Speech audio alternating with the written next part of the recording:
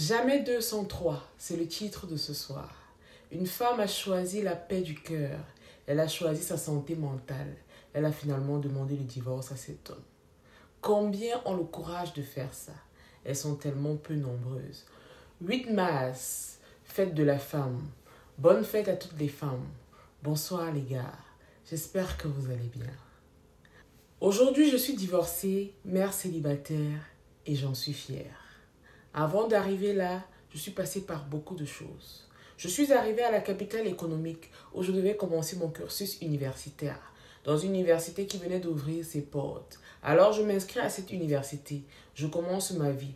À cette période, je vivais chez ma tante car j'avais quitté ma maison familiale. Il faut savoir que chez moi, à la maison familiale, j'étais tellement surveillée et je me retrouve dans un endroit où personne ne me surveille. Je suis responsable de moi-même. Quelle joie, jubilation totale, n'est-ce pas les gars? Alors, je suis à l'université.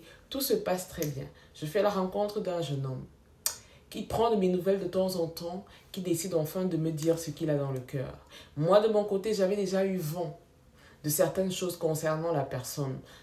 On m'avait fait comprendre effectivement qu'il était en couple avec une autre. Et moi, personnellement, par rapport à ce que j'avais comme éducation et mon éthique, je ne me permettais pas ce genre de relation toxique. Alors, je lui ai fait comprendre clairement que je n'étais pas d'accord avec sa demande, que je ne pouvais pas accepter sa demande, parce qu'ici, je ne suis pas là pour faire un trio.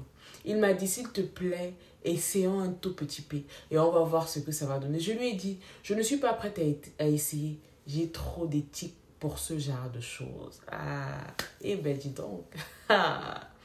Et voilà que je continue mon cursus tranquille. Ce n'est pas facile, mais je fonce et très fort. 5 ans se sont écoulés. J'ai finalement eu mes diplômes. Me voilà donc dans la vie active. Dans la vie active, je ne trouve pas de travail. Je suis à la recherche d'un enfant car, en tant que femme, je désire déjà être mère. Je suis face à mon destin, je me pose des questions.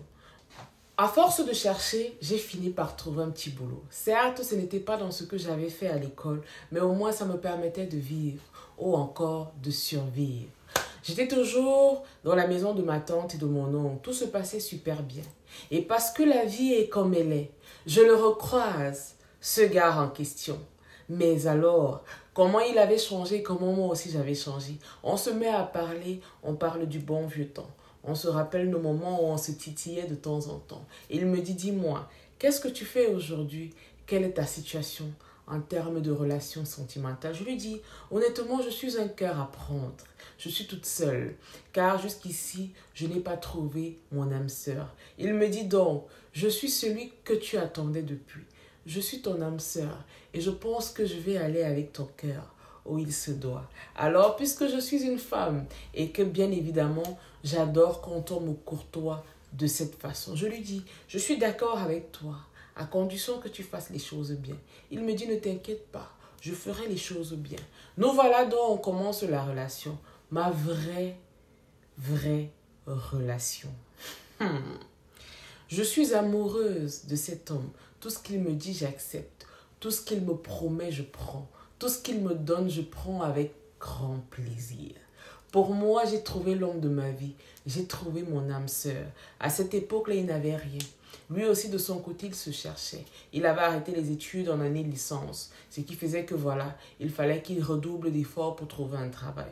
Moi, de mon côté, j'avais déjà un petit boulot. Et parce que l'amour sait nous faire des choses, j'ai commencé à énormément changer. Ma tante me posait des questions. Elle me disait, je trouve que tu as beaucoup changé. Mais c'est normal, quand on goûte au plaisir de la chair avec l'homme qu'on aime, les choses sont différentes. C'est-à-dire que les actes parlent pour nous. On a cette façon d'aimer au point où on ne peut plus se contrôler. Et les gens qui sont autour de nous remarquent à quel point l'amour nous a emportés. Alors je vivais cet amour. Et parce que je vivais cet amour, j'avais complètement changé. Je me créais des problèmes sans m'en rendre compte. On me parlait ici et là. Est-ce que j'écoutais? Non, j'étais occupée. L'amour avait envahi mes oreilles. Je me confie à ma mère, elle me dit, tu sais, l'amour c'est bien, c'est beau, mais il faut faire les choses bien. Alors voilà, arrive un événement chez nous. Il est question que j'aille dans mon village natal. Quand j'arrive dans mon village natal, j'arrive avec mon amoureux. Et alors je présente à mon amoureux ma mère. Je dis à ma mère, voici mon ami X. Elle me dit, ok, d'accord, enchantée. Lui, de son côté, me dit, mais pourquoi tu me présentes de cette façon? Je trouve ça tellement vulgaire. Alors, il se présente lui-même. Il dit à ma mère, je suis son futur époux. Je ferai d'elle ma femme et elle sera heureuse. Moi, de mon côté, quelle fierté, en tout cas. Si tu n'as jamais entendu ce genre de paroles venant d'un homme, je te souhaite que ça t'arrive pour que tu sentes à quel point tu vas te sentir aimé, même si c'est pour un court temps. On continue notre relation. Après l'événement, on revient en ville. Quand on revient en ville, ça ne va toujours pas du côté de chez ma tante. Je fais part de la situation à ma mère. Elle me dit, tu sais, c'est ta famille, ce sont aussi tes parents. J'aimerais que tu sortes de cette maison sans créer de situation. J'aimerais que vous vous sépariez dans de bonnes conditions. Alors, vu que je suis déjà amoureuse et l'homme que j'aime n'a véritablement pas ce qu'il faut, on se dit, on va se battre ensemble. On va aller jusqu'au bout de la nuit ensemble. On va toucher les étoiles et la lune ensemble. On va se battre comme on le peut. Et un jour, on va y arriver. J'étais déterminée et décidée à suivre cet homme jusqu'au bout de la terre. Alors, je déclare à ma tante et à mon oncle ceci. Vraiment, étant donné que je suis déjà grande et que j'ai déjà un certain âge, je voudrais vous dire merci pour tout ce que vous avez fait pour moi. Mais j'aimerais prendre congé de vous, car j'ai trouvé un petit logement et je vais m'y installer afin de faire face aux réalités d'adulte et de la vie.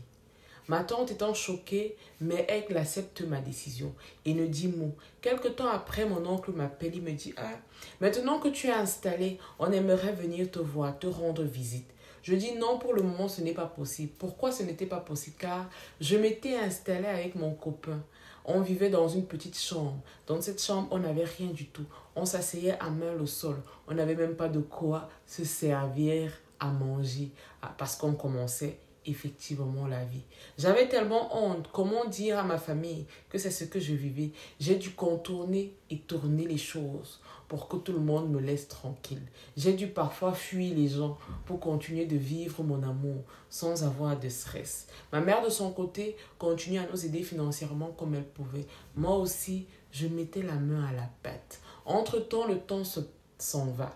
J'ai un projet, partir, aller du côté du Canada, refaire ma vie de ce côté-là, parce que je me dis que là-bas, c'est mieux qu'ici. J'ai mon projet qui me tient à cœur. Lui aussi, de son côté, a le même projet. Alors, on unit nos projets, on se dit, on va faire tout et pour tout pour y arriver. On va y arriver un jour. On vit des galères, mais pas possible. Il me dit, tu sais, tu es la femme de ma vie. Je mérite car c'est la qualité au plus haut niveau. Fini les boutons, fini les points noirs, fini les taches. Place à un teint qui respire. Son gel de douche te nettoie au point de t'enlever toutes les impuretés. J'ai même l'impression que ça lave l'âme.